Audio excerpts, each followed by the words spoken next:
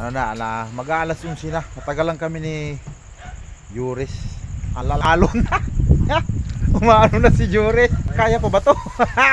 Try pagsubok sa buhay. Laki ng alon. Kaya umahon na kami. May natagpuan namin yung mga samaral kaso mailap. Yan.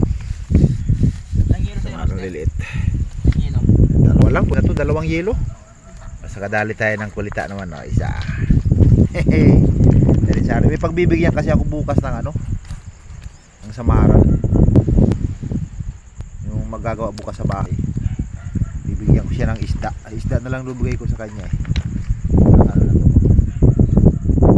Si Juris, oh, jackpot sa mga tampulan ng alon, no? Galing talaga tong bata na to, lalaki. You know? Meron pa siyang pusit. Ang dami ng huli niya yan, oh. Magaling na talaga mamana tong bata na to. Oh. Dami. Halos parehas lang kami ng huli.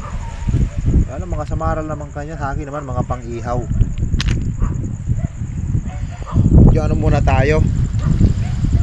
Baka bukas pahinga tayo kasi may ano tayo, may ginagawa tayo sa bahay. Pag bukas hindi na makapamana.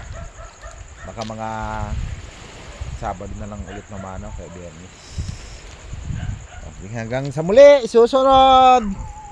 Sa susunod na sisid naman tayo. Magbibideo ulit tayo pag susunod sisid.